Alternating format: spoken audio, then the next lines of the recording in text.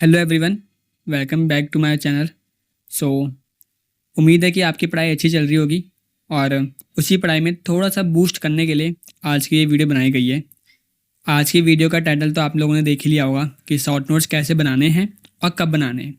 ये एक बहुत बड़ा क्वेश्चन होता है हर एक नीट स्टूडेंट के लिए कि अगर हम शॉर्ट नोट्स बना रहे हैं तो उसको किस तरीके से बनाया जाए और कब बनाया जाए, क्योंकि हम हर दिन तो शॉर्ट नोट्स लेके नहीं बैठ सकते ना बनाने के लिए। तो उसी के ऊपर आज की वीडियो बनाई गई है।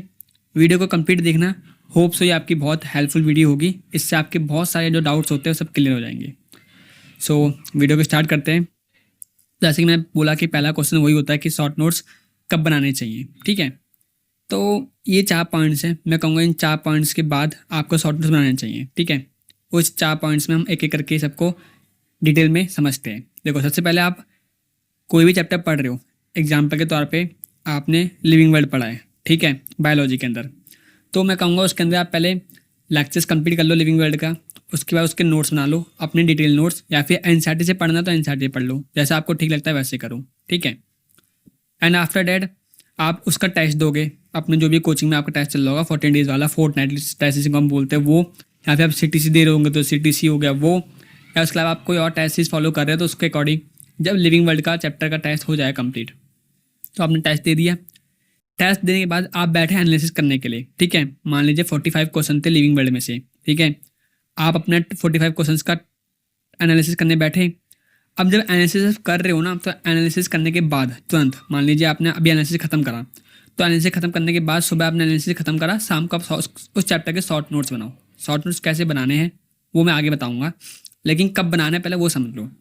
आपने चैप्टर कंप्लीट कर लिया, लेक्चर देख लिए, नोट्स बना लिया, फिर एनसीईआरटी से पढ़ लिया। ठीक है, या फिर एनसीईआरटी में हाईलाइट कर लिया, उस चैप्टर के टेस्ट दे दिया, उस चैप्टर का एनालिसिस कर लिया।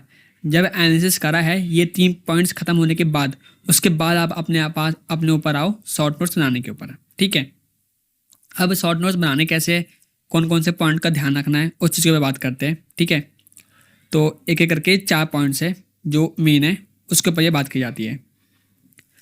तो देखो, शॉर्ट नोट्स कैसे बनाने हैं, पहले तो शॉर्ट नोट्स में डालना क्या है पहले वो समझो। ठीक है, शॉर्ट नोट्स में आपको वो डालना है जो आप भूल रहे हो। जो आपको याद है वो तो याद है ना, जो मुँह जुबानी याद है। जैसे कि मैं बोलता हूँ v इक्वल टू u+at है, ये 90% नीट स्टूडेंट को मुँह जुबानी याद रहता है।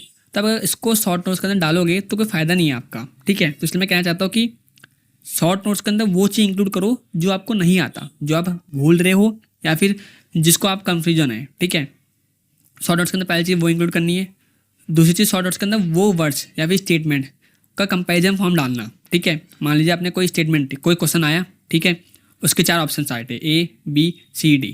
आपने टेस्ट, आपको ऑल्दो वो ईजी है, आपको याद भी है, बट प्रॉब्लम क्या हुई, 4 ऑप्शन आए थे, आप कन्फ्यूजन हो गए। मान लो A तो आपको पता था गलत है, D आपको पता था गलत है, B और C वाले जो वर्ड्स थे उसमें कन्फ्यूजन होगा कि स्टेटमेंट के अकॉर्डिंग आंसर क्या होना चाहिए।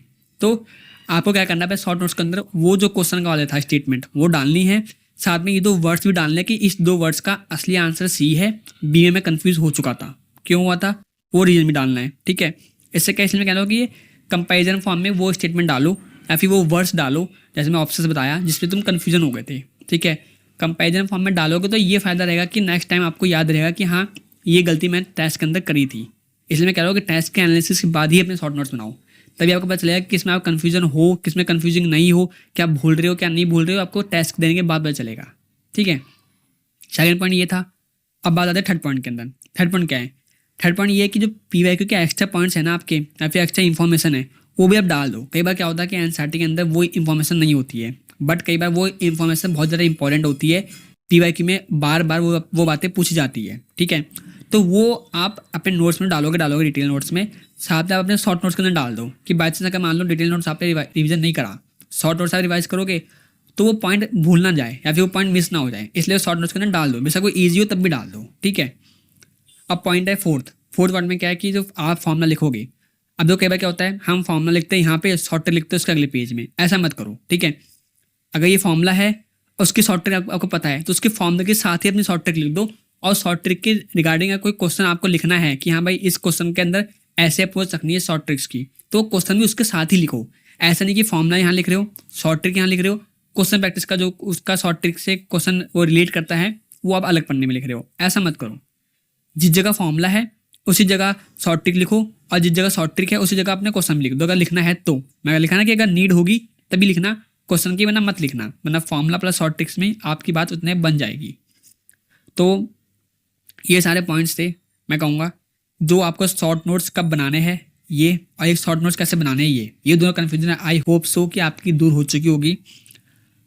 इससे इसी तरीके से यूज़ करना है जो मैं वीडियो बना रखी है, ठीक है। और कुछ और टॉपिक पे आपको वीडियो चाहिए होगी तो कमेंट सेक्शन में ज़रूर लिखना। थैंक